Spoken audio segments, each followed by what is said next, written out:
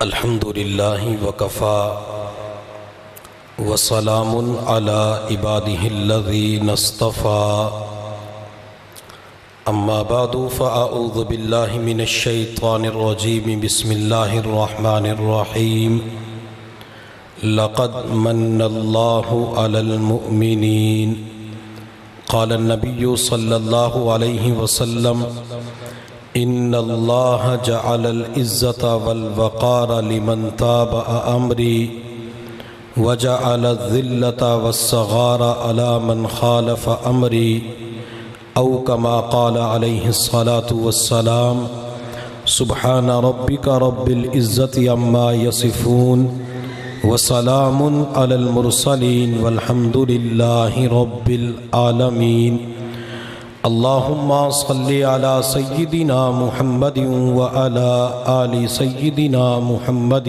وبارک وسلم۔ انسانوں کی تاریخ میں سب سے بڑا خوشی کا واقعہ ولادت مصطفیٰ صلی اللہ علیہ وآلہ وسلم ہے۔ ولادت مصطفیٰ سے بڑھ کر خوشی کا کوئی واقعہ تاریخ انسانیت کے اندر نہیں ملتا۔ آپ تصور کریں اگر ولادت مصطفیٰ نہ ہوتی تو بندے اور خالق کا تعلق کیسے قائم ہوتا؟ اگر ولادت مصطفیٰ نہ ہوتی تو اولاد کو ماں باپ کے حقوق و فرائض کا علم کیسے ہوتا؟ اگر ولادت مصطفیٰ نہ ہوتی تو کئی صدیوں سے رکا ہوا وحی کا سلسلہ قرآن عظیم الشان کے روپ میں کیسے آتا؟ اگر ولادت مصطفیٰ نہ ہوتی تو بیٹی کے مقام اور مرتبے کا پتہ نہ چلتا۔ اگر ولادت مصطفیٰ نہ ہوتی تو کائنات کے اندر کوئی بھی خیر اور نیکی جنم نہ لیتی۔ جتنی بھی خیر، نیکیاں اور بھلائیاں ہیں یہ ساری کی ساری ولادت مصطفیٰ کے بعد شروع ہوتی ہے۔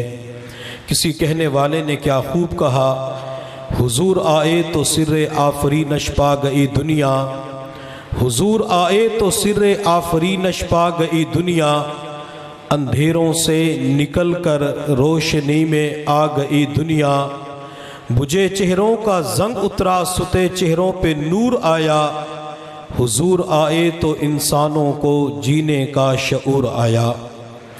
علامہ جلال الدین سیوطی رحمۃ اللہ علیہ نے الخصائص الکبریٰ کے اندر لکھا ہے، جس شب حضور صلی اللہ علیہ وسلم کی ولادت باسعادت تھی اس رات اللہ رب العزت نے فرشتوں سے فرمایا، فرشتوں دنیا کے اندر جاؤ اور دنیا میں جا کر تمام مخلوقات کی تمناؤں کو اکٹھا کر کے لاؤ۔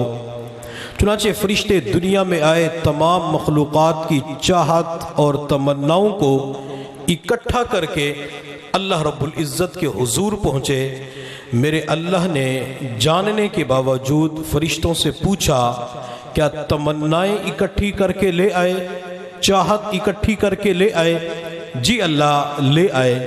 فرشتوں نے زبان قال، زبان حال سے جو کچھ پوچھا تھا اللہ کے سامنے عرض کر دیا۔ اللہ آج کی رات پہاڑ بلندی چاہتے ہیں، سمندر گہرائی چاہتے ہیں، اللہ آج کی رات آسمان کے ستارے 14ویں رات کے چاند کی چمک دمک چاہتے ہیں، اللہ چاند بڑھنے اور گھٹنے سے نجات چاہتا ہے، حاملہ خواتین نرینہ اولاد چاہتی ہے، کانٹے پھل چاہتے ہیں، شیطان اسماعیل نامی فرشتے کے گر سے نجات چاہتا ہے۔ میرے اللہ نے فرمایا، فرشتوں جاؤ تمام مخلوقات کی تمناؤں کو پورا کر دو، پہاڑ کو پہلے آسمان تک بلندی دے دو، پر مار کر سمندر کو گہرائی دے دو، آسمان کے ستاروں کو 14ویں رات کے چاند کی چمک دمک دے دو، صبح نکلنے والے سورج کے چہرے پر ٹھنڈک کے پردے ڈال دیے جائیں، حاملہ خواتین کو نرینہ اولاد دے دی جائے، مسافروں کو اپنے وطن کے اندر پہنچا دیا جائے۔ الغرض کائنات کے اندر مخلوقات نے جس تمنا اور چاہت کا اظہار کیا تھا، میرے اللہ نے اپنے محبوب صلی اللہ علیہ وسلم کی ولادت باسعادت کی برکت سے ہر مخلوق کی ہر تمنا اور چاہت کو پورا فرما دیا۔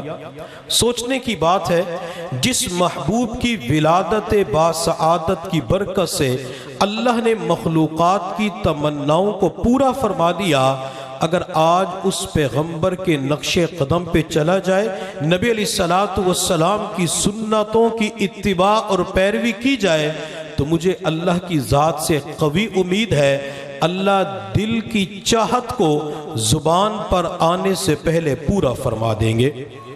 اور کسی کہنے والے نے کیا خوب کہا، نہ جنت کی گلیوں میں دیکھا، نہ جنت کی گلیوں میں دیکھا، مزہ جو محمد کی تلیوں میں دیکھا صلی اللہ علیہ وسلم۔ کسی اور نے کیا خوب کہا، آقا تیرے آنے سے رنگ بدلا زمانے کا، آقا تیرے آنے سے رنگ بدلا زمانے کا، ہیبت سے گرا تیری ہر بت خانے کا، تو چوم لے تلیوں کو کافوری ہونٹوں سے۔ اللہ جبرائیل سے فرماتے ہیں جب تو میرے محبوب کو لینے کے لیے جائے تو اپنے کافوری ہونٹ میرے محبوب کی تلیوں پہ رکھ دینا، تو میرے محبوب بیدار ہو جائیں گے۔ آقا تیرے آنے سے رنگ بدلا زمانے کا، ہیبت سے گرا تیری ہر بت خانے کا، تو چوم لے تلیوں کو کافوری ہونٹوں سے، خود رب نے سکھایا ہے انداز جگانے کا۔ جو میرے پیغمبر کے نقش قدم پہ چلے گا، اللہ قیامت کے دن اسے حضور صلی اللہ علیہ وسلم کی شفاعت عطا فرمائیں گے۔ کسی نے کیا خوب کہا، جو بھی تیری چوکھٹ پہ بیٹھنے والے ہوں گے، جو بھی تیری چوکھٹ پہ بیٹھنے والے ہوں گے، وہی لوگ ساری دنیا سے نرالے ہوں گے۔ پوچھا جو دوزخ کے گناہگار ہیں کہاں، ذات حق بولی کہ محمد نے سنبھالے ہوں گے۔ میرے محبوب صلی اللہ علیہ وسلم کے والد ماجد کا نام عبداللہ ہے، والدہ کا نام آمنہ ہے۔ بعض مرتبہ لوگ اختلاف کرتے ہیں، بحث کرتے ہیں، تکرار کرتے ہیں کہ حضور صلی اللہ علیہ وسلم کے والدین جنتی ہیں یا جہنمی ہیں۔ بعض مرتبہ نعوذ باللہ کچھ لوگ پیغمبر کے والدین کے اوپر جہنمی ہونے کا فتویٰ لگا دیتے ہیں۔ میں کہا کرتا ہوں کہ انہیں بحث کے لیے جہنمی کا فتویٰ لگانے کے لیے کیا صرف نبی علیہ السلام کے والدین ہی ملے تھے؟ میں تو صرف اتنا ہی جانتا ہوں، میرے پیغمبر صلی اللہ علیہ وسلم نے فرمایا چند جانور قیامت کے دن جنت کے اندر جائیں گے، ان میں سے ایک یونس علیہ السلام کی مچھلی، جس مچھلی کے پیٹ میں یونس علیہ السلام نے وقت گزارا، اللہ تعالیٰ اس مچھلی کو جنت کے اندر داخل فرمائیں گے۔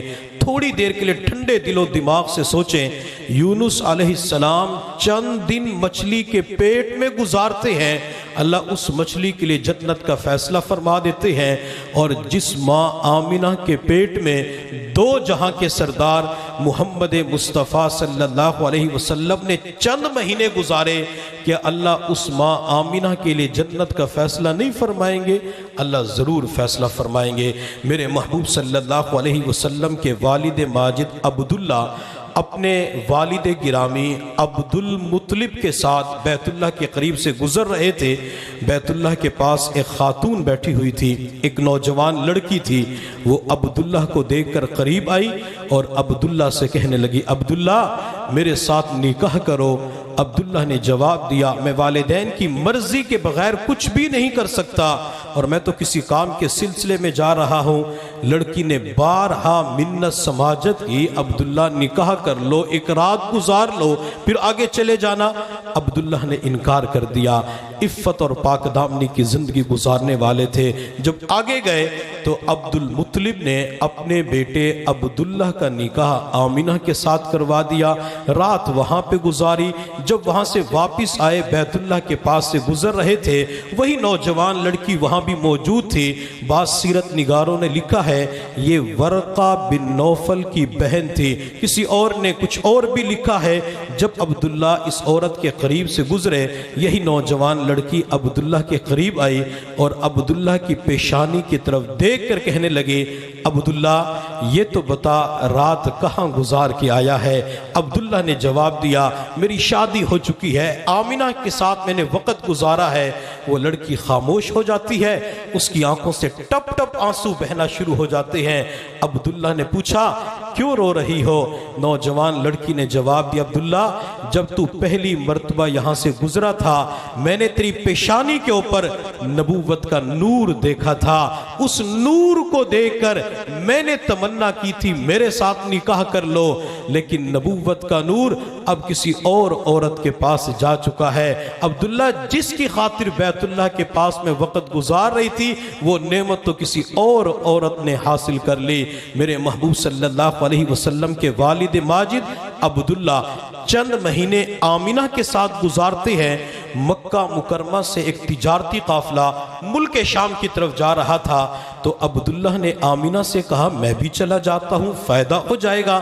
آمینہ نے کہا عبداللہ ہماری شادی کو چند مہینے ہوئے ہیں، تو مجھے چھوڑ کے چلا جائے گا؟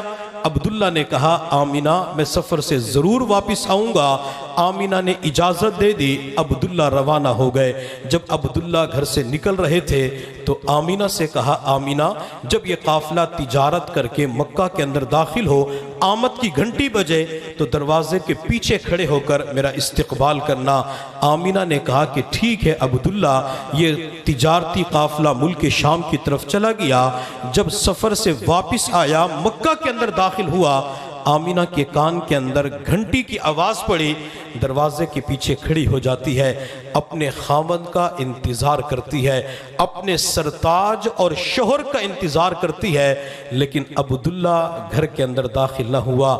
آمینہ آنکھوں کے اندر آنسو لیے ہوئے اپنے سسر عبد المطلب کے پاس جاتی ہے اور جا کر کہتی ہے ابو جان مجھے میرا خاوند نظر نہیں آ رہا۔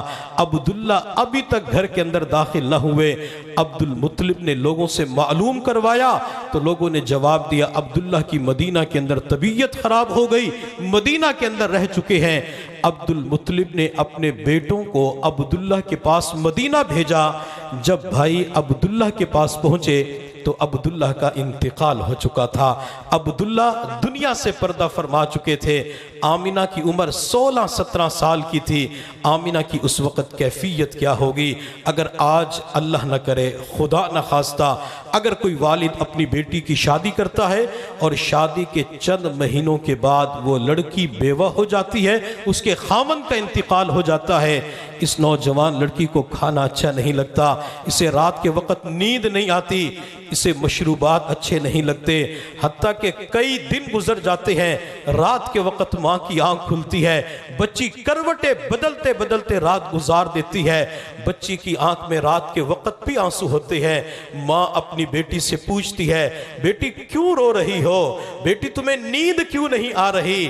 بچی رو کے جواب دیتی امی میری آنکھوں کے سامنے خاوند ہی کی تصویر ہے، مجھے جس کے ساتھ چند دن گزارے تھے اس کی یاد آ رہی ہے۔ اگر دنیا کے اندر نوجوان لڑکی کی کیفیت یہ بن جاتی ہے تو پھر آمینہ کا حال کیا ہوگا؟ آمینہ نے اتنے بڑے صدمے کو کیسے برداشت کیا ہوگا؟ پتہ نہیں آمینہ نے اپنے دل پہ پتھر کی کون سی چٹان رکھ کے صبر کیا تھا۔ اللہ کے نبی اس وقت ماں کے پیٹ میں تھے جب آپ کے سر سے والد کا سایہ اٹھ جاتا ہے، اور یہی وجہ ہے میرے محبوب صلی اللہ علیہ وسلم کے پاس کوئی یتیم آتا تھا، آپ اس سے پوچھتے تھے بیٹا تو کون ہے؟ وہ جواب دیتا انا یتیم، میں یتیم مدینہ ہوں۔ میرے پیغمبر اس کے سر پہ شفقت والا ہاتھ رکھ کے فرمایا کرتے تھے بیٹا کیا تو اس بات پہ راضی نہیں آج کے بعد محمد صلی اللہ علیہ وسلم تیرے والد بن جائیں؟ وہ یتیم کہا کرتا تھا جی اللہ کے نبی اس کے اوپر میں راضی ہوں۔ میرے محبوب صلی اللہ علیہ وسلم اپنی والدہ آمینہ کے پیٹ میں تھے، جس رات میرے محبوب کی ولادت باسعادت تھی، اس رات عبد المطلب اپنے گھر سے نکل کر رات کے اندھیرے میں بیت اللہ کے پاس آیا اور بیت اللہ کی دیواروں کے ساتھ چمٹ کر عبد المطلب نے اپنی بہو آمینہ کے لیے خیر کی دعا مانگی۔ اللہ، میرے بہو آمینہ کی ہاں بچے کی ولادت قریب ہے، میرے مرحوم بیٹے عبداللہ کو بیٹا عطا فرما۔ عبد المطلب اپنے ہونے والے پوتے کے لیے بیت اللہ کی دیواروں سے چمٹ کر دعا کرتا ہے اور عبد المطلب کی آنکھوں میں آنسو آ جاتے ہیں، عبد المطلب کی آنکھیں نمناک ہو جاتی ہیں۔ ایک بات یاد رکھیے گا، جب بڑے اپنے چھوٹوں کے لیے ہاتھ اٹھا کے دعا کرتے ہیں، اللہ بڑے کے اٹھے ہوئے ہاتھوں کو چھوٹوں کے حق میں ضرور قبول فرما لیتے ہیں۔ عبد المطلب بیت اللہ کی دیوار سے جدا ہوا، صفا پہاڑی کے اوپر کھڑا ہو گیا۔ صفا پہاڑی کے اوپر کھڑے ہو کر عبد المطلب نے بیت اللہ کو دیکھنا شروع کر دیا۔ عبد المطلب وہاں کھڑے ہو کر قبولیت والی پہاڑی کے اوپر دعا کرنا شروع کر دیتے ہیں۔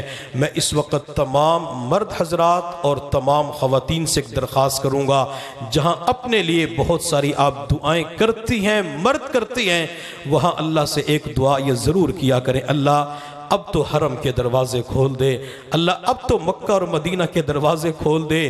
پوری دنیا کی مارکیٹیں کھل چکی ہیں، بازار کھل چکے ہیں، تعلیمی اداروں کو کھول دیا گیا، سینما گھروں کو کھول دیا گیا، لیکن اللہ کا گھر اب بھی بند پڑا ہوا ہے۔ مدینہ کے دروازے میرے اور آپ کے اوپر ابھی تک بند پڑے ہوئے ہیں۔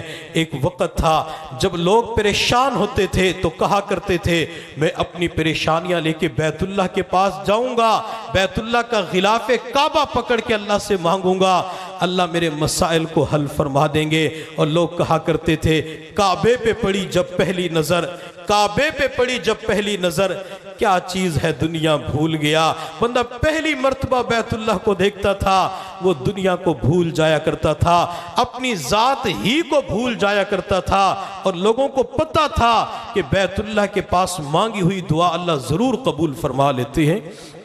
آج سے تقریباً 3-4 سال پہلے ایک ساس اپنی بہو اور بیٹے کے ساتھ عمرے کے سفر پہ گئی۔ ہوٹل کے اندر ساس کو اپنی بہو پہ کسی بات کے اوپر غصہ آیا، ناراض ہو گئی، اسے ڈانٹنا شروع کر دیا۔ وہ بہو اپنی ساس کی جلی کٹی باتوں کو سنتی رہی، حتیٰ کہ بہو کی آنکھوں میں آنسو آ گئے۔ جب ساس خاموش ہوئی تو بہو نے دوپٹے کے ساتھ اپنے آنسوؤں کو صاف کیا، واش روم میں گئی، وضو کیا، وضو کرنے کے بعد برقع لیا، اپنا پرس اٹھایا، کمرے سے نکلنے لگی۔ ساس نے پھر سخت رویہ اور انداز اپناتے ہوئے اپنی بہو سے پوچھا، کہاں جا رہی ہو؟ تو بہو نے روتے ہوئے اپنی ساس کو جواب دیا، میں بیت اللہ کے رب کو تیری شکایت لگانے کے لیے جا رہی ہوں۔ جب ساس نے سنا تو اسی وقت اپنی بہو کے قدموں کے اندر گر پڑی اور پاؤں پکڑ کے کہنے لگی، بیٹی بیت اللہ کے رب کو میری شکایت نہ لگانا، اگر تو نے غلاف کعبہ پکڑ کر یا ملتزم سے چمٹ کر بیت اللہ کے رب کو میری شکایت لگا دی، میری دنیا بھی برباد ہو جائے گی، میری آخرت بھی برباد ہو جائے گی۔ عورتوں کو بھی پتا تھا بیت اللہ کے پاس مانگی ہوئی دعا اللہ کبھی بھی رد نہیں فرماتے۔ نوجوانوں کو بھی پتا تھا بیت اللہ کے پاس مانگی ہوئی دعا رائے گاہ نہیں جاتی۔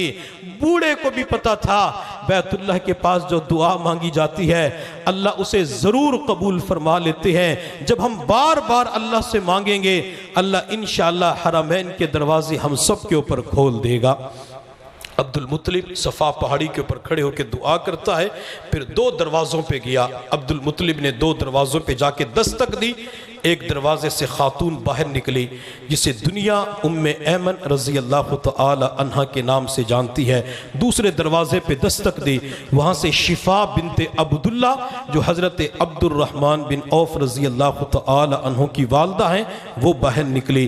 عبد المطلب نے کہا، ام ایمن، شفا بنت عبداللہ، آمینہ کی ہاں ڈیلیوری کا وقت قریب ہے، بچے کی ولادت ہونے والی ہے، خواتین کی ضرورت پڑتی ہے، تم آمینہ کے پاس چلی جاؤ۔ یہ دونوں خواتین رات کے اندھیرے میں آمینہ کے دروازے پہ پہنچی، دستک دی۔ آمینہ نے پوچھا کون؟ جواب دیا ام ایمن۔ کہا کہ اندر داخل ہو جاؤ۔ یہ دروازے کو پش کر کے اندر داخل ہوئی۔ آمینہ کو دیکھا، آمینہ بڑے آرام اور سکون کے ساتھ لیٹی ہوئی تھی۔ حضرت ام ایمن فرماتی ہے میں نے آمینہ کی طرف دیکھا کہ جب بچے کی ولادت قریب ہوتی ہے تو عورت کی طبیعت ناساز ہوتی ہے، چہرے کا رنگ پیلا پڑ جاتا ہے، الٹی قے کی کیفیت ہوتی ہے، بی پی لو ہو جاتا ہے، زندگی اور موت کی کشمکش میں وہ عورت ہوتی ہے۔ یوں سمجھ لیں بچے کی ولادت کے موقع پہ موت عورت کے سر پہ یوں کھڑی ہوتی ہے، اور اسی وجہ سے میرے پیغمبر نے فرمایا اگر بچے کی ولادت کے موقع پہ کوئی عورت دنیا سے چلی جاتی ہے، اگرچہ بستر کے اوپر موت آتی ہے، لیکن قیامت کے دن اللہ شہداء کی صف میں کھڑا فرما دیں گے۔ سخت کیفیت کے عالم میں ہوتی ہے۔ حضرت ام ایمن فرماتی آمینہ بڑے آرام اور سکون کے ساتھ لیٹی ہوئی تھی۔ آمینہ نے ام ایمن کو دیکھ کے سمائل پاس کی، مسکرانا شروع کر دیا، اور ام ایمن کے چہرے کے اوپر سوال کو پڑھا اور خاموشی کو توڑتے ہوئے اس سوال کا جواب دیا۔ ام ایمن اس وجہ سے پریشان ہو رہی ہے کہ میری طبیعت کے اندر کوئی تبدیلی آپ کو نظر نہیں آ رہی، میرے اندر کوئی تغیر و تبدل آپ کو نظر نہیں آ رہا۔ ام ایمن جب سے یہ بچہ میرے پیٹ میں آیا ہے، جب سے میں اس بوجھ کی امین بنی ہوں، میں نے دنیا کے اندر بڑی عجیب و غریب چیزیں دیکھی ہیں۔ میں دوپہر کے وقت اپنے گھر سے باہر نکلتی تھی تو بادل کا ٹکڑا سایہ کر دیا کرتا تھا، میرا کسی پتھر کے اوپر پاؤں پڑتا تھا، وہ پتھر بھی موم ہو جاتا تھا۔ میں کسی درخت کے قریب سے گزرتی تھی، وہ جھک جھک کے مجھے سلام کیا کرتے تھے۔ آمینہ کہنے لگی ام ایمن جب میں پانی بھرنے کے لیے کنویں پہ جاتی تھی مجھے جھکنا نہیں پڑتا تھا، پانی خود بخود جوش مارتے ہوئے کنارے تک آ جاتا تھا۔ جب میں اس مشک کو اٹھا کے کندھے پہ رکھتی تھی پانی کا بوجھ محسوس نہیں ہوتا تھا۔ آخر کے اندر آمینہ کہنے لگی ام ایمن جب سے یہ بچہ میرے پیٹ میں آیا ہے میں روزانہ آسمان کی طرف سے غیبی آواز کو سنتی ہوں، آمینہ تیرے ہاں بچہ پیدا ہوگا تو اس کا نام محمد رکھ دینا صلی اللہ علیہ وسلم۔ ام ایمن اور آمینہ ابھی گفتگو کر رہی تھی، تین خواتین آمینہ کے گھر کے اندر داخل ہوئی، تینوں کے قد اونچے اور لمبے۔ حضرت آمینہ فرماتی ہیں سیرت حلبیہ کے اندر لکھا ہوا ہے کہ جس طرح قبیلہ بنو عبد مناف کی عورتوں کے قد اونچے اور لمبے تھے، اسی طرح ان تینوں عورتوں کے قد اونچے اور لمبے تھے۔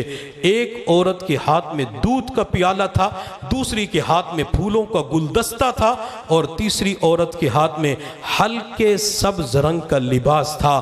ایک عورت آمینہ کے قریب کھڑی ہو گئی، آمینہ کو سہارا دے کے بٹھایا، دوسری عورت نے دودھ کا پیالہ آمینہ کے لبوں کے قریب کیا، آمینہ نے اس دودھ کو نوش فرمایا۔ ایک عورت آمینہ کے قریب آئی اور پھولوں کا گلدستہ آمینہ کے ناک کے قریب کیا، آمینہ نے خوشبو سونگی اور ٹھنڈی آہ کھینچی۔ حضرت ام ایمن رضی اللہ تعالی عنہ فرماتی ہیں میں جذبات میں آ جاتی ہوں۔ میں نے ان تینوں خواتین سے پوچھا میں نے آج تک آپ کو مکہ مکرمہ کے اندر نہیں دیکھا، آخر تم کون ہو، کہاں سے آئی ہو، میری اجازت کے بغیر آمینہ کو دودھ کیوں پلایا؟ عبد المطلب نے خدمت کے لیے مجھے اور شفا بنت عبداللہ کو بھیجا تھا، تم کہاں سے آئی ہو؟ ان تین خواتین میں سے ایک نے جواب دیا میں موسیٰ علیہ السلام کی بہن کلثوم ہوں، دوسری نے جواب دیا میں عیسیٰ علیہ السلام کی والدہ مریم ہوں، اور تیسری نے جواب دیا میرا نام آسیہ ہے، اللہ نے ہمیں جنت سے یہاں پہ بھیجا ہے۔ حضرت ام ایمن نے پوچھا دودھ کہاں سے لے کے آئی؟ ان خواتین نے جواب دیا اللہ نے دودھ کا انتظام جنت سے فرمایا ہے، اللہ نے خوشبو کا انتظام جنت سے فرمایا ہے، اور آنے والے مہمان کے لیے دو جہاں کے سردار کے لیے اللہ نے لباس کا انتظام بھی جنت سے فرمایا۔ سیرت نگار اس جگہ پہ پہنچ ایک جملہ کہتے ہیں وہ پیغمبر صلی اللہ علیہ وسلم جن کی ولادت باسعادت کے موقع پہ ماں کو جنتی دودھ پلایا گیا، ماں کو جنت کے پھولوں کی خوشبو سنگائی گئی، جس آنے والے پیغمبر کے لیے لباس کا انتظام جنت سے ہوتا ہے، حق یہ بنتا ہے کہ اس پیغمبر کے اوپر زندگی کی ایک ایک سانس کے اندر درود پڑھ کر محبت کا اظہار کیا جائے صلی اللہ علیہ وسلم۔ حضرت ام ایمن رضی اللہ تعالی عنہ فرماتی ہیں کہ ایک خاتون آمینہ کے پاس کھڑی ہوئی اور آمینہ کے پیٹ کے اوپر ہلکا سا ہاتھ پھیرا اور کہا بسم اللہ۔ دو جہاں کے سردار کائنات میں تشریف لا کر کائنات کو منور کیجئے، کائنات کے اوپر احسان کیجئے۔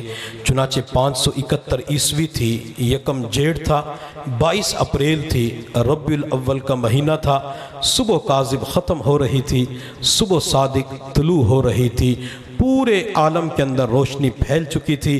آمینہ کو جنتی دودھ پلا دیا گیا، جنت کی خوشبو آمینہ کو سنگھا دی گئی۔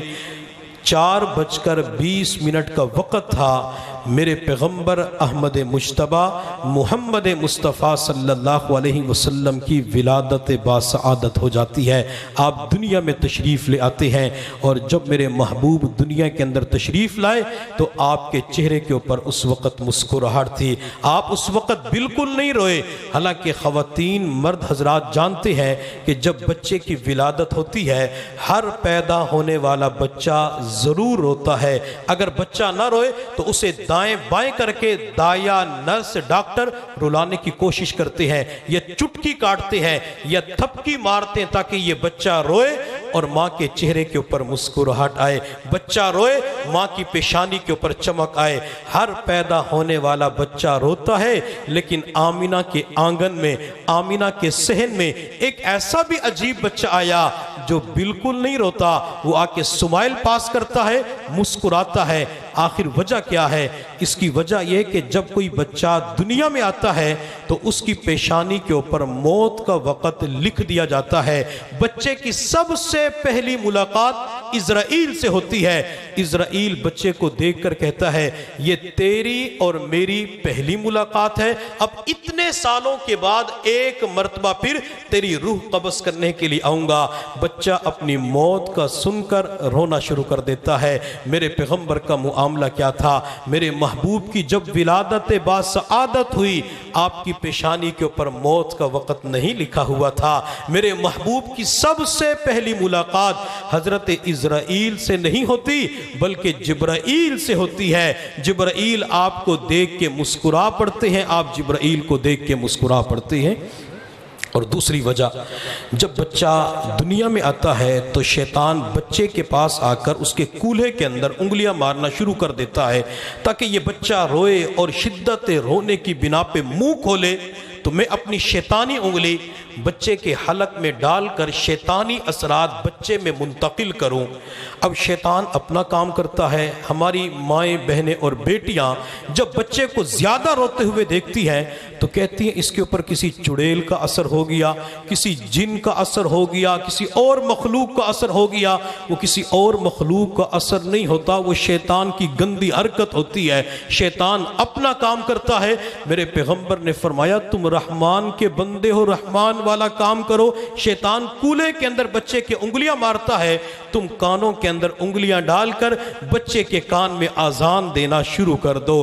بچے کے کان میں آذان دینا تمہارا کام ہے، اور شیطان کے برے اثرات سے بچانا رب ذوالجلال کا کام ہے۔ لیکن میرے پیغمبر کا معاملہ کچھ اور تھا۔ جب میرے پیغمبر کی ولادت باسعادت ہوئی، دو روایات ہیں، ایک کے اندر 70 اور دوسری کے اندر 70,000 70,000 زنجیروں میں شیطان کو جکڑ کر بحر اخضر کے اندر قید کروا دیا۔ اور ایک حدیث کے اندر میرے پیغمبر نے فرمایا، شیطان 4 مواقع پر بہت زیادہ رویا۔ ایک وہ دن بھی تھا جس دن میری ولادت باسعادت ہوئی، میں اس وقت مسکرا رہا تھا اور شیطان اس وقت رو رہا تھا۔ نبی علیہ السلام کی ولادت باسعادت کے موقع پہ شیطان چیخے مار کے رو رہا تھا، اور میرے پیغمبر ولادت باسعادت کے موقع پہ مسکرا رہے تھے۔ میں یہاں پہ ایک بات عرض کروں گا، ہم بعض مرتبہ صبح سے لے کر شام تک 20 لوگوں سے ملاقات کرتے ہیں، لیکن چہرے کے اوپر ایک مرتبہ بھی مسکراہٹ نہیں آتی۔ ہم گھر کے اندر داخل ہوتے ہیں، خاوند بیوی کی ملاقات ہوتی ہے، اولاد والدین کی ملاقات، بھائی بہن کی ملاقات، چہرے پہ مسکراہٹ نہیں ہوتی۔ حالانکہ مسکرانا میرے پیغمبر کی مبارک سنت ہے۔ میں بعض مرتبہ کہا کرتا ہوں، کچھ لوگ مال کے بخیل اور کنجوس ہوتے ہیں، اسی طرح کچھ لوگ مسکراہٹ کے بخیل اور کنجوس ہوتے ہیں۔ مسکرانے کے اوپر نہ خون خرچ ہوتا ہے، نہ پیسہ لگتا ہے، نہ طاقت و قوت خرچ ہوتی ہے۔ اللہ نے مفت کے اندر یہ نعمت عطا فرمائی، جب بندہ اللہ کے بندوں سے ملاقات کرتے ہوئے چہرے پہ مسکراہٹ لے کے کے آتا ہے اللہ دلوں کے اندر سے نفرت کو ختم فرما دیتے ہیں۔ میرے محبوب صلی اللہ علیہ وسلم کو جب حلیمہ لینے کے لیے آتی ہے تو اس وقت بھی میرے پیغمبر مسکرا رہے تھے۔ حضرت حلیمہ نبی علیہ السلام کے پاس پہنچی، میرے پیغمبر ماں آمینہ کی گود میں تھے۔ حلیمہ نے کہا آمینہ بچہ تو دکھاؤ۔ آمینہ نے بچے کے اوپر سے سفید رنگ کی چادر کو ہٹایا۔ حلیمہ فرماتی جب میری نظر بچے محمد کے چہرے پہ پڑی، بچہ اپنی ننھی منی آنکھیں کھولتا ہے اور لبوں کے اوپر ہلکی سی مسکراہٹ لے کے آتا ہے۔ حضرت حلیمہ فرماتے ہیں میں جذبات میں آ کے بچے کو اٹھا کے اپنے سینے کے ساتھ لگا لیتی ہوں اور میں نے کہا آمینہ میں اس بچے کو دودھ ضرور پلاؤں گی۔ ام ایمن نے کہا بچے کا تو والد نہیں ہے، دنیا سے جا چکا ہے، یتیم ہے، دودھ پلانے کا زیادہ معاوضہ نہیں ملے گا۔ حضرت حلیمہ نے کہا کوئی بات نہیں، ایک پائی بھی نہ ملے لیکن بچے کی مسکراہٹ حلیمہ کے دل کو سکون پہنچایا کرے گی، بچے کی مسکراہٹ حلیمہ کو تسلی پہنچایا کرے گی۔ پھر کسی کہنے والے نے کیا خوب کہا حلیمہ میں تیرے مقدراں تو صدقے، حلیمہ میں تیرے مقدراں تو صدقے، تو مدنی دا جھولا جھولیں دی وی ہو سے، سوہنے دا مکڑا نورانی نورانی، تو تقدی تا رہی ہے چمیں دی وی ہو سے، انگلی نپا کے وہڑے دے اندر خدا دے سجن نو ٹریں دی وی ہو سے، کدی نال نزاکت دے وچ سوہنا اور رسدا وی ہو سی تو منیں دی وی ہو سے، محبت دے وچ آ کے بوسے دی خاطر لباں کو لباں وچ ملیں دی وی ہو سے، نوا کے سجا کے کجلا وی پا کے تو ٹھوڑی ہلا کے ہنسیں دی وی ہو سے۔ حلیمہ جب تیرا جی چاہتا ہوگا بچہ محمد مسکرائے تو ٹھوڑی پکڑ کر ہنسانے کی کوشش کرتی ہوگی، بچہ مسکراتا ہوگا تو خوش ہو جاتی ہوگی۔ اور کسی اور نے کیا خوب کہا کینو حور پسند کینو نور پسند، کینو حور پسند کینو نور پسند، کینو موسیٰ دا کوہ تور پسند، قسم خدا دی عاشقانو نہ علین پاک دی دھول پسند، سارے نا ہن ہک پاسے سکو تیرے نام دی میم پسند، ہک وار پسند لکوار پسند، سوہنے آقا دا دیدار پسند، جتھے اتھرو صدیق دے ڈگ دے رہے سکو آقا دا اور رخسار پسند، کہ ہمیں نبی علیہ السلام کے رخسار مبارک پسند ہے۔ تو حلیمہ جب بچے محمد کو اٹھاتی ہے، بچہ محمد اس وقت بھی مسکرا رہا تھا۔ ایک صحابی رضی اللہ تعالیٰ عنہ اپنے گھر کے اندر آئے تو اہلیہ بھی تھی، ان کا بھائی آیا ہوا تھا، تو صحابی کی اہلیہ کے بھائی کے ساتھ کسی بات کے اوپر تکرار ہو گئی، لیکن اہلیہ خاموشی کے ساتھ بیٹھی رہی، سنتی رہی اور مسکراتی رہی۔ جب اہلیہ کا بھائی چلا گیا تو صحابی رضی اللہ تعالیٰ عنہ نے اپنی زوجہ سے کہا کہ میں آپ کے بھائی سے بات چیت کر رہا تھا، نہ آپ نے میرا دفاع کیا نہ ان کا کیا، آپ مجھے دیکھ کے مسکرا رہی تھی، وجہ کیا ہے؟ تو صحابی رضی اللہ تعالیٰ عنہ نے جواب دیا مجھے پتہ ہے آپ کا علاج صرف ایک مسکراہٹ ہے، جب میں مسکرا پڑتی ہوں آپ کا جمال کے اندر تبدیل ہو جاتا ہے۔ چنانچہ اس جملے کی وجہ سے صحابی کے لبوں پہ مسکراہٹ آ جاتی ہے اور کہنے لگے جی ہاں جب تو ایک مرتبہ مسکرا پڑتی ہے تو میرا غصہ ٹھنڈا ہو جاتا ہے۔ تو صحابیات کو بھی پتہ تھا کہ یہ جو میاں بیوی کا رشتہ ہوتا ہے اگر یہاں پہ آپس کے اندر مسکرا پڑے اللہ غصے کو ختم فرما دیتے ہیں۔ لیکن ہمارے معاشرے کے اندر بعض مرتبہ معاملات بڑے عجیب ہوتے ہیں۔ آپ کو لطیفہ سنا دوں، گھر کے اندر خاوند بیوی کسی بات کے اوپر بات چیت کر رہے تھے تو بیوی نے اپنے خاوند سے پوچھا مردوں کو جنت کے اندر کیا ملے گا؟ خاوند نے بڑے مسکراتے چہرے کے ساتھ جواب دیا حوریں ملیں گی۔ بیوی نے کہا تم کتنے خوش نصیب ہو، وہاں بھی حوریں یہاں بھی حوریں۔ وہ ایک اپنے آپ کو جنت کی حور کہا۔ اب تھوڑی دیر کے بعد دونوں کے درمیان جھگڑا ہو گیا، خاوند غصے کی حالت میں تھا۔ بیوی نے اپنے خاوند سے غصے کی حالت میں پوچھا عورتوں کو جنت میں کیا ملے گا؟ تو خاوند نے غصے کے اندر کہا کھوتے ملیں گے۔ بیوی نے کہا واہ یہاں بھی کھوتے وہاں بھی کھوتے۔ ایک پروفیسر صاحب تھے جن کو کتابوں کے مطالعہ کا کافی ذوق تھا، وہ گھر کے اندر آتے تو کتابوں کے مطالعہ کے اندر مشغول ہو جاتے، بیوی کو وقت کم دیتے تھے۔ تو ایک دن بیوی اپنے خاوند کی لائبریری کے اندر گئی، وہ کتاب کا مطالعہ کر رہا تھا۔ بیوی نے کتاب کو بند کر کے سائیڈ پہ رکھا اور اپنے خاوند کے چہرے کی طرف دیکھ کے کہا کاش میں کوئی ایک کتاب ہوتی جس کو آپ بار بار دیکھتے رہتے، آپ کی نظریں اس کتاب کے اوپر لگی ہوئی ہوتی تو خاوند غصے کے اندر تھا کہ اس کی کتاب کو بند کر دیا گیا. اس نے بیوی کی طرف دیکھ کے کہا کاش تو ایک ڈائری ہوتی کسی ہر سال تبدیل کر لیا کرتا.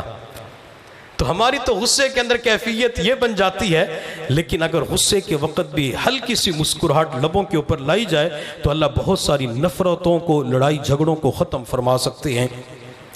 میرے محبوب صلی اللہ علیہ وسلم نے ارشاد فرمایا جب خاوند گھر میں داخل ہوتا ہے، سامنے بیوی ہوتی ہے، خاوند بیوی کو دیکھ کے سلام کرتا ہے، مسکرا پڑتا ہے. بیوی اپنے خاوند کے سلام کا جواب دیتی ہے اور خاوند کو دیکھ کے مسکرا پڑتی ہے. میں یہ رشتہ والد اولاد کا بیان نہیں کر رہا، بھائی اور بہن کا بیان نہیں کر رہا، رشتہ میاں اور بیوی کا. میرے پیغمبر نے فرمایا کہ جب یہ دو فرش پہ مسکراتے ہیں، اللہ ان دونوں کو دیکھ کے عرش کے اوپر مسکرا پڑتے ہیں. وہ کہ اللہ کو میاں بیوی کے اوپر جب بھی پیار آتا ہے تو ان دونوں کے مسکرانے کی وجہ سے آتا ہے. میرے پیغمبر کی اس سنت کو زندہ کیا جائے گا، اللہ تعالیٰ محبتیں الفتیں ضرور عطا فرمائیں گے. اس سنت کو زندگی کے اندر ضرور زندہ کیا جائے. تو نبی علیہ السلام جب دنیا میں تشریف لائے، آپ کے لبوں کے اوپر اس وقت مسکراہٹ تھی. حلیمہ نے جب نبی علیہ السلام کو سینے کے ساتھ لگایا تو آمینہ سے کہا آمینہ میں اسے اپنے قبیلے بنو سعد کے اندر لے جاؤں. آمینہ نے کہا بعد میں لے جانا، پہلے بیت اللہ کا طواف تو کروا دو. ام ایمن، حلیمہ، عبد المطلب بچے محمد کو دونوں ہاتھوں میں اٹھا کے بیت اللہ کے پاس آئے. میں اور آپ جب حج عمرے کے سفر پہ جاتے ہیں تو حجر اسود کا بوسہ لینے کی کوشش کرتے ہیں کہ کسی طریقے سے بوسے کی سعادت نصیب ہو جائے، لیکن جب میرے پیغمبر کو گود میں اٹھا کے بیت اللہ کے پاس لے جاتے ہیں، حجر اسود اپنی جگہ چھوڑ کے آیا اور میرے پیغمبر کے رخسار کا بوسہ لے کے اپنی جگہ چلا گیا. اللہ نے ہمیں ایسا محبوب عطا فرمایا جن کے رخسار کے، جن کے چہرے کے بوسے لینے کے لیے حجر اسود اپنی جگہ کو چھوڑ دیتا ہے. ہمیں چاہیے کہ ایسی ہستی کے ساتھ محبت کریں، ایسی ہستی کے پیچھے چلا جائے. جب نبی علیہ السلام کے ساتھ سچی محبت ہوگی، آپ علیہ السلام کی سنتوں کی اتباع ہوگی، اللہ تعالیٰ اسی دنیا کے اندر ہمیں عاشق رسول بنا دیں گے. میرے اللہ نے قرآن عظیم الشان میں نبی علیہ السلام کے آنے کا جو مقصد بیان کیا، یتلو علیہم آیاتہ ویزکیہم ویعلمہم الکتاب والحکمہ، کہ محبوب آپ میری آیات کی تلاوت ان لوگوں کے سامنے کیجئے. اور دنیا کے اندر جو مدارس بنائے جاتے ہیں، بنین کے مدارس یا بنات کے مدارس، وہاں پہ قرآن عظیم الشان کی تعلیم دی جاتی ہے، احادیث مبارکہ پڑھائی جاتی ہے.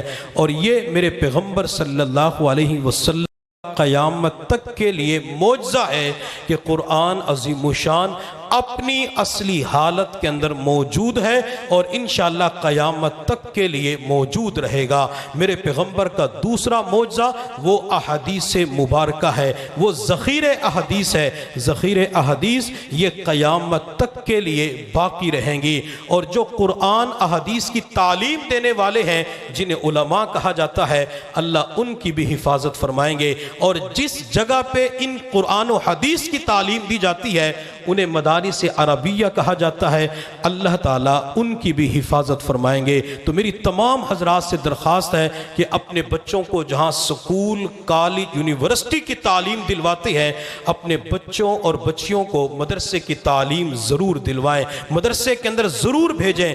اگر بچوں اور بچیوں کے اندر دین کی تعلیم آ گئی، وہی بچے اور بچیاں آپ کے لیے صدقہ جاریہ بن سکتے ہیں. اور اگر دین کی تعلیم، علم نہیں ہوتا تو ماں باپ کے مرنے پر یہی اولاد دھوکہ دے رہی ہوتی ہے. والد دنیا سے چلا جاتا ہے، والد کی لاش سامنے پڑی ہوئی ہوتی ہے.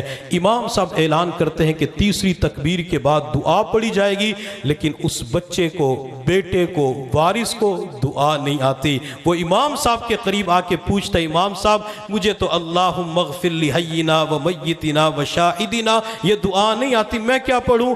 امام صاحب کہتے ہیں ربنا آتنا فی الدنیا، یہ دعا پڑھ لو. کہتے ہیں یہ بھی نہیں آتی. امام صاحب کہتے ہیں دعا کا پڑھنا سنت ہے، نہیں آتی، خاموش کھڑے رہو، آپ کی نماز جنازہ ہو جائے گی.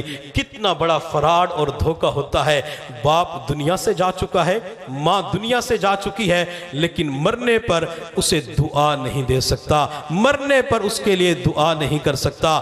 جن کے پاس دین کا علم ہوتا ہے وہ اپنے ماں باپ کے لیے زندگی کے اندر بھی دعا کر رہے ہوتے ہیں. میں اور آپ جب تشہد کی حالت میں بیٹھ جاتے ہیں تو کیا دعا پڑھتے ہیں؟ ہیں رب اجعلنی مقیم الصلاۃ ومن ذریتی ربنا وتقبل دعا ربنا اغفر لی ولوالدی، اللہ میری مغفرت فرما اور میرے والدین کی مغفرت فرما، اللہ میرے ابو کو معاف فرما، اللہ میری امی کو معاف فرما۔ بچہ معصوم ہوتا ہے، 7-10 سال کی عمر ہوتی ہے، یہ تشہد کے اندر فجر کی نماز کے اندر سر جھکا کے کس کے لیے دعا کر رہا ہے؟ یہ اپنے والدین کے لیے دعا کر رہا ہے۔ کیوں دعا کر رہا ہے؟ ماں باپ نے مدرسے کی تعلیم دلوائی تھی، ماں باپ نے قرآن کی تعلیم دلوائی تھی، ماں باپ نے مدرسے کے اندر بھیجا تھا، مدرسے کے اندر اسے دعا یاد کروائی گئی، مدرسے کے اندر اسے نماز کی تعلیم دی گئی، یہ نماز کے اندر دعا کرتا ہے۔ ماں باپ دنیا سے جا چکے ہوتے ہیں، اللہ بچے کی دعا کی برکت سے ماں باپ کی مغفرت فرما دیتے ہیں۔ اپنے بچوں کو ضرور تعلیم دلوانی چاہیے۔ اور ایک وقت تھا جب قرآن حفظ کرنے کا ایک شوق بچوں کے اندر بچیوں کے اندر پایا جاتا تھا، احادیث مبارکہ کو یاد کرنے کا شوق بچوں اور بچیوں کے اندر پایا جاتا تھا۔ یہ جو النور ٹرسٹ کی جانب سے مختلف کورسز کروائے جاتے ہیں، 40 روزہ قرآن و سنت کے نام سے کورس ہے، اسی طرح احکام میت کے نام سے کورس ہے، یہ مختلف کورس کے اندر مختلف دعائیں بھی پائی جاتی ہیں، مختلف احادیث مبارکہ پائی جاتی ہیں۔ میرے پیغمبر نے فرمایا جو 40 حدیثوں کو یاد کر لیتا ہے اللہ اس کے لیے جنت کا فیصلہ فرما دیتے ہیں۔ اور جب ہم محدثین کی زندگی کو دیکھتے ہیں، وہ کئی لاکھ احادیث کے حافظ ہوا کرتے تھے۔ آج تو 40 حدیثوں کو حفظ کرنا مشکل ہو جاتا ہے، کسی کو 4 لاکھ حدیثیں یاد ہوتی تھی، 2 لاکھ حدیثیں یاد ہوتی تھی۔ امام ابو داؤد رحمۃ اللہ علیہ کو 4 لاکھ احادیث یاد تھی۔ ایک محدث گزرے ہیں امام ابو زرعہ رحمت اللہ علیہ، ان کا ایک شاگرد تھا جو آپ کے پاس علم حاصل کیا کرتا تھا۔ اس کی جب شادی ہوئی تو شادی کے بعد چند دن گزارے، چند دن گزارنے کے بعد استاد کے پاس علم حاصل کرنے کے لیے آیا۔ رات کو دیر ہو گئی، جب کافی تاخیر سے گھر پہنچا تو بیوی ناراض تھی کہ آپ جاتے ہیں تو پیچھے والوں کو بھول جاتے ہیں، آپ کو میری فکر نہیں ہے، میری پرواہ نہیں ہے۔ تو خاوند نے بیوی سے کہا، استاد کے پاس تھا، علم حاصل کر رہا تھا۔ بیوی نے آگے سے غصے کی حالت میں کہا تیرے استاد کو کیا آتا ہے؟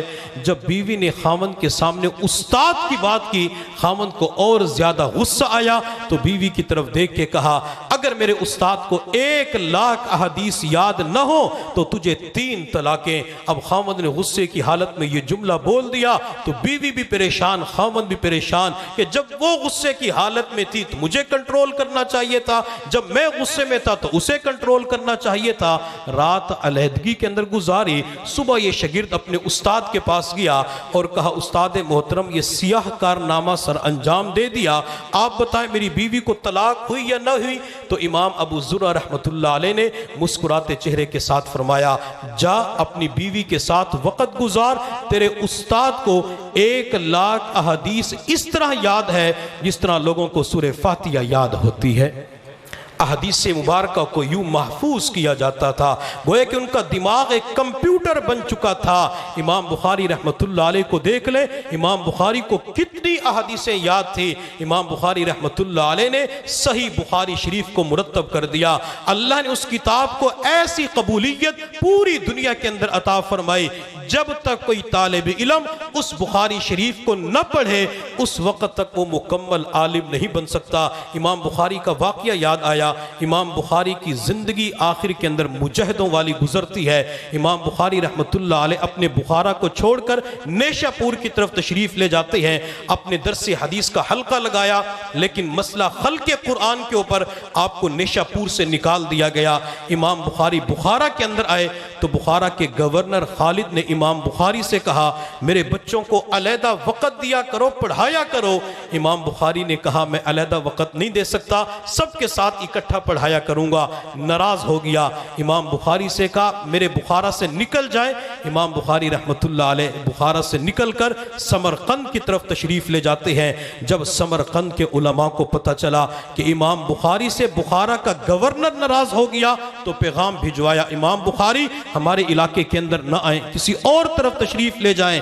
امام بخاری رحمۃ اللہ علیہ کے اوپر یہ مشقت، یہ پریشانی، یہ دکھ آیا تو امام بخاری نے اللہ کی بارگاہ میں اس وقت عرض کیا، اللہ یہ زمین کشادگی کے باوجود میرے اوپر تنگ ہو چکی ہے، اللہ زمین کے ظاہر سے زمین کا پیٹ اچھا ہے، اللہ اپنے پاس بلا لیجئے، اللہ لوگ مجھے جینے نہیں دیتے، شہر میں داخل ہونے نہیں دیتے۔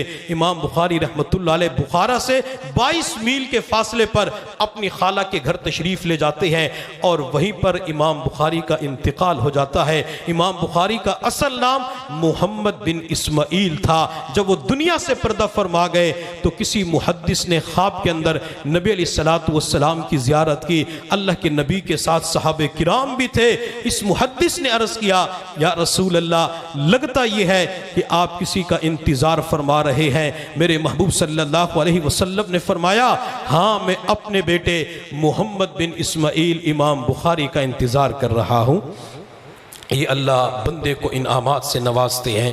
انہوں نے احادیث کو یاد کیا تھا تو اپنے بچوں کو پڑھنے کے لیے مدرسے کی جو بنیاد رکھی گئی ہے، جامعہ امہات المؤمنین، نبی علیہ السلام کی ازواج مطہرات کے نام کے اوپر اس مدرسے کے اندر بچیوں کو ضرور بھیجیں۔ انشاءاللہ آپ کی بچیوں کا مستقبل سنور جائے گا، آپ کے لیے صدقہ جاریہ بن جائیں گی۔